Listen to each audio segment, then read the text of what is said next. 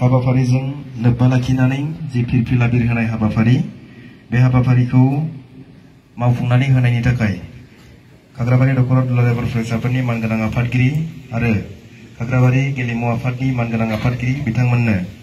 साबायखर बावदों। बे समाव नैबे हाबाफारिजों लोब्बा लाखिनानै आङो बिबुंथि लाखिनो थाखाय खावलायगोन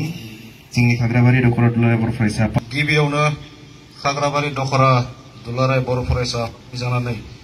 दिनैनि जि हाबाफारियाव बाहागो लानो हानाय बिटिआरनि इएम मानगोनां मुस्रि दावबायसा बर' सार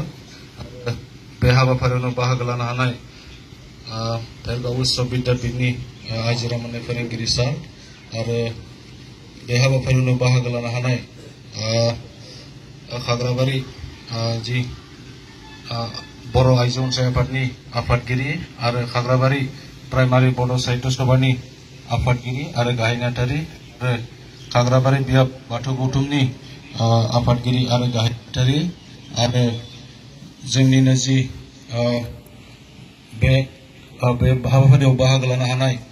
मुंख्लं नखरनि साफ्रोमबो बाय बाहागि बिथांमोन आरो बे हाबाफारियावनो बाहागो लानो हानाय जोंनि भेरगाव ब्लक इउपिपिएलनि मानगोनां आफादगिरि आरो गाहाय नेहाथारि आरो बे हाबाफारियावनो बाहागो लानो हानाय भेरगावनि जि डिआइएस सार मानगोनां मुस्रि फमेदर बर' आरो बे हाबाफारियावनो बाहागो लानो हानाय जोंनि खाग्राबारि ओनसोलनि गुबुन गुबुन फरायसालिनि आजिरा मोननाय फोरोंगिरि आरो गुबुन गुबुन फरायसालिनि साफ्रोमबो फोरोंगिरि आरो बे हाबाफारियाव बाहागो लानो हानाय जोंनि दिनैनि जि 29थि सा 12 बड'लेण्ड मुंख्लं गोसोखां जि जोलुर बादायलायनायनि बानजाय आफादनि मासिगिरि आदा बिग्रायसा खुंगुर स्वर्गियारि आरो बे हाबाफारियावनो बाहागो लानो हानाय जोंनि ओनसोलनि गुबुन गुबुन दल संगठन आरो गुबुन गुबुन गामिनिफ्राय सफैनो हानाय आफादगिरि गाहाय नेहाथारि आरो साफ्रोमखौबो खनसेयैनो साबायखर बावहरग्रोबाय आरो बड'लेण्ड सोमावसारनायाव जि जिउ बाउसोमलांबाय बिथांमोनखौ जोङो गोसोखांनानै आरो बिथांमोननि जि जिउ जारिमिन बेखौ अरायसम गोजोरै लाखिनो थाखाय जोङो जोंनि आगुनि दैदेनगिरिफोरा बिथांमोननि जि गोसोखांथियाव बे जोलुर बादायलायहोनायखौ होनाय जादों आरो बेबायदिनो थांनाय समफोराव जेरैबायदि बादायलायहोबाय थादों आरो बेबायदिनो फैयै फैयै देग्लाय 29 बोसोर जाफैबाय आरो जोङो बेखौ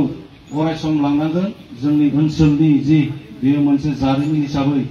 बिथांमोननि जि गोसोखांथियाव बिथांमोनखौ अराय सिबिलांनांगोन आरो जों बिदिनो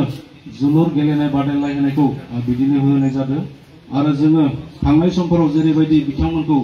गोसोखांनानै जि जोलुर बादायलायहोदों बेफोरबायदिनो जोङो देग्लायबो जिहेतु जेसेखिनि हायो बिदिनो जोङो बानजाय आफादा नाजागासिनो दङ जितु दैदेनलांगोन जोङो साननांगौ खाग्राबारि दख'रा दुलाराय बर' फरायसा आफाद हिसाबै जोंनि माखासे दैदेनगिरिफोरा गाव गावनि आगोमा जिउखौ जि बड'लेण्ड सोमावसारनायाव जि जिउ गोमालांबाय जाहाथे बिथांमोनखौ बावगोमानो नाङा आरो बिथांमोना जोंनि मोनसे जारिमिनारि जि सान हिसाबै बे जोलुर गेलेनाय बादायलायनायखौ जोङो मावफुंलांनांगोन आरो बेयावनो जोंनि माखासे जिखिनि बारग' दैदेनगिरिफोर आरो जिखिनि जोंनि दानि दैदेनगिरि आरो माखासे गामिनि जि रायजो राजा बिथांमोननि जि नाजानायनि गेजेरजों बे जोलुर गेलेनाय बादायलायनायखौ जोङो मोजाङै मोजां खुंफुंनो थाखाय नाजादों आरो बिदिनो जोङो फैबाय थानाय समावबो जोङो अरायसम बिथांमोनखौ गोसोखांनानै अराय गोजोरै बिथांमोननि गोसोखांथियाव जि जोलुर गेलेनाय बादायलायनाय बेखौ जोङो लांनांगोन आरो नाजानांगोन आरो बिदिनो जोङो जिहेतु दिनैनि जि सेथि हाबाफारि हिसाबै जिहेतु फिरफिला बिरहोनाय बेजों जि सरजाबनानै फंनैसो बुंनो थाखाय आं बेखौनो बुंबाय आरो जोबथारनायाव दिनैनि जि हाबाफारियाव बाहागो लानाय साफ्रोमनिसिमबो आंनि गोसो गोरबोनिफ्राय अननाय आरो सिबिनायखौ बावहरबाय आरो आंनि जि सुंथाब बिबुंथि बेखौ एसेयावनो फोजोबथ'बाय।